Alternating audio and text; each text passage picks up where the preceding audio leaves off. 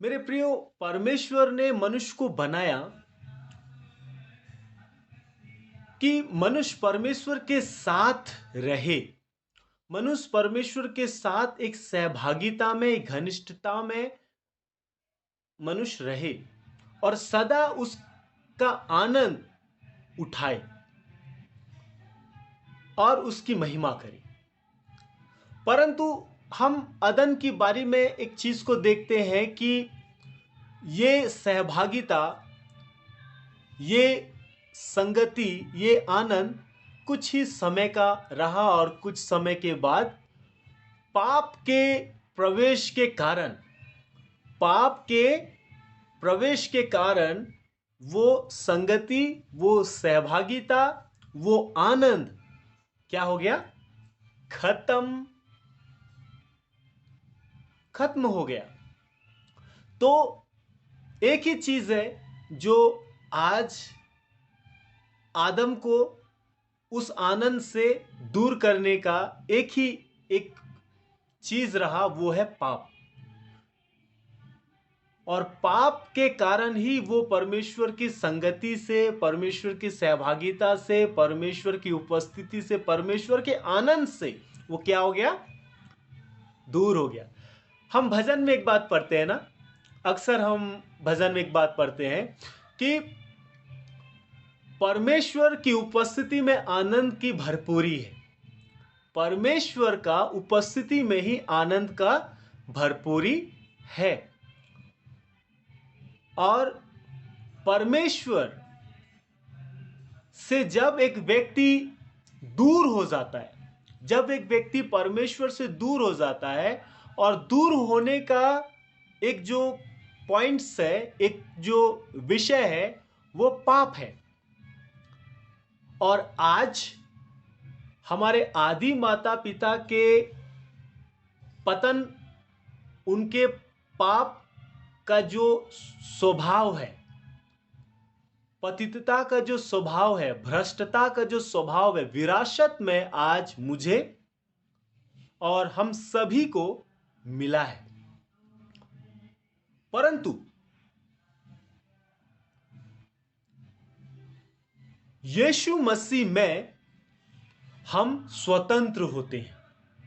यीशु मसीह में वो पाप का बंधन, जिस पाप के कारण हमारा परमेश्वर के साथ रिलेशन टूट गया, जिस पाप के कारण हम परमेश्वर से अलग हो गए, जिस पाप के कारण हम परमेश्वर के आनंद से दूर चले गए, वंचित हो गए, यीशु मसीह के कारण, यीशु मसीह में पुनः हमें उस सहभागिता में, उस आनंद में, उस संबंध में पुनः स्थापित किया गया।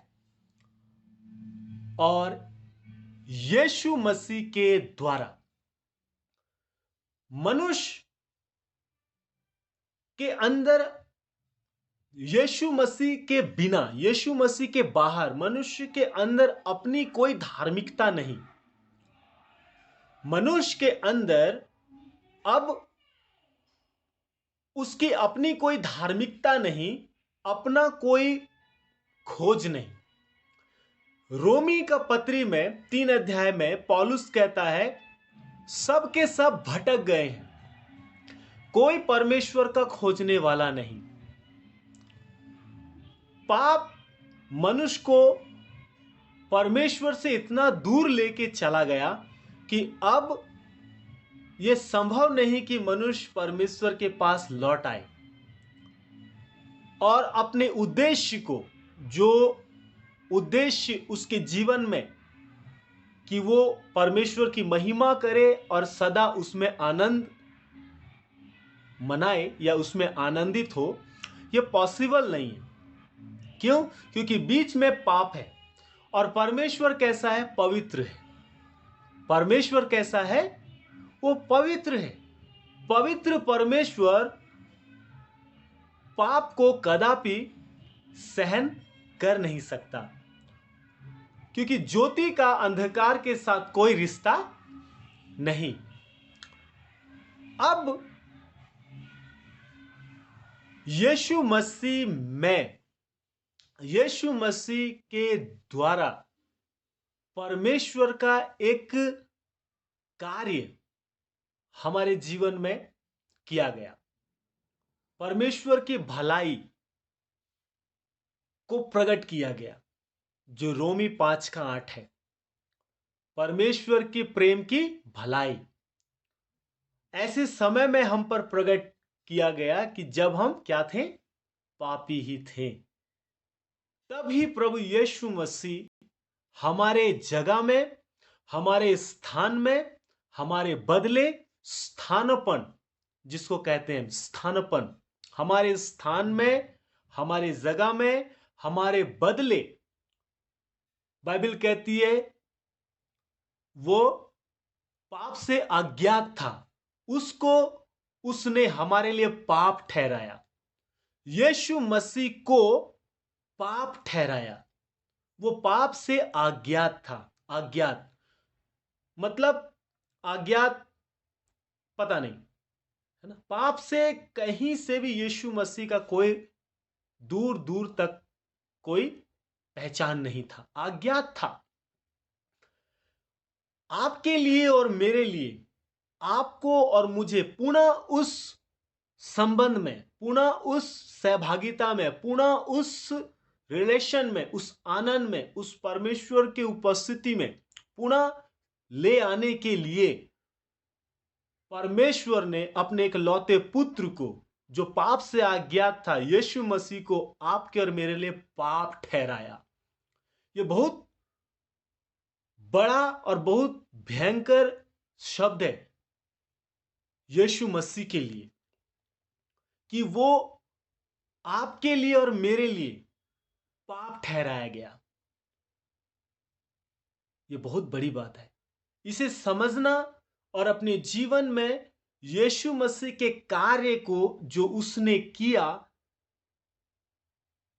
और कृतज्ञता से, आभारीपन से परमेश्वर को धन्यवाद देना हमारा आज कर्तव्य है, हमारा आज जिम्मेवारी है। और अब जब परमेश्वर के साथ हमारा मेल हो गया है यीशु के द्वारा, क्योंकि यीशु ने बहुत बड़ा दाम चुकाया है, परमेश्वर के सारे मांग को यीशु ने पूरा किया है।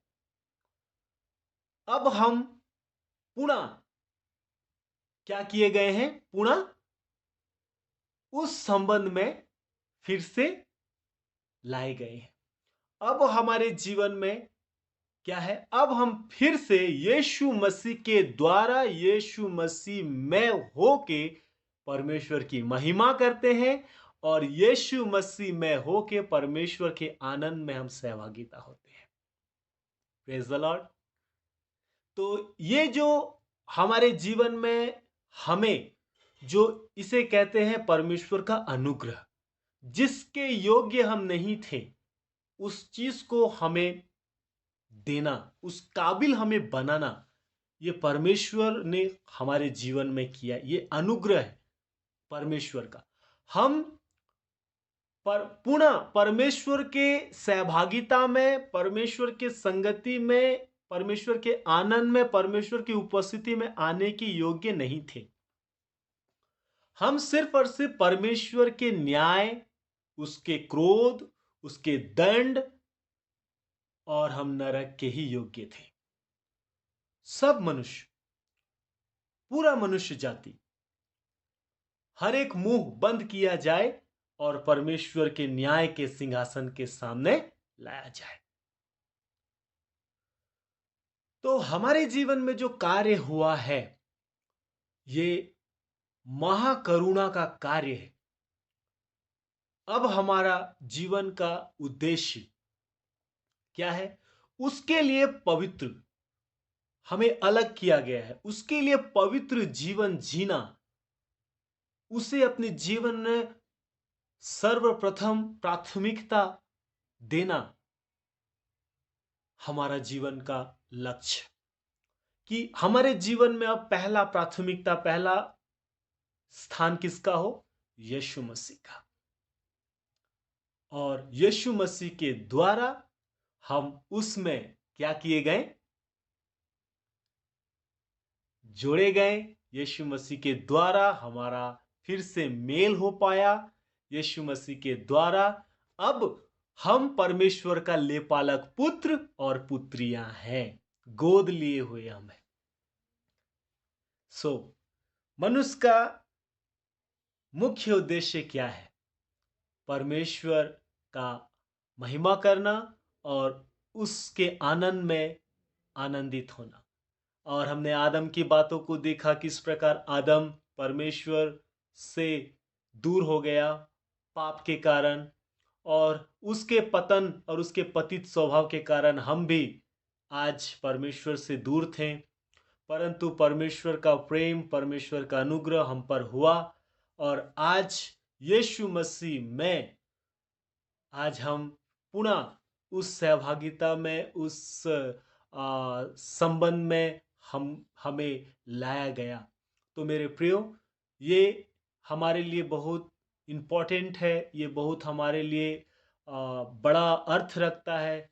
इस कारण हमें अपने प्रभु यीशु मसीह के द्वारा परमेश्वर के साथ मेल में बने रहना है, और उसका आनंद हमें जो मिला है और उसका महिमा हम करते अपने जीवन को व्यतीत करें। प्रभु आप सबको बहुतायत की आशीष दे। मैं आशा करता हूँ आप इन सारी चीज़ों से परिचित हैं। पहले भी आप इन सारी चीज़ों को सुन चुके हैं, जान चुके हैं, और फिर से हम स्मरण कर रहे हैं परमेश्वर की बातों को। प्रभु आप सबको बहुतायत की आशीष दे। जय मसीह।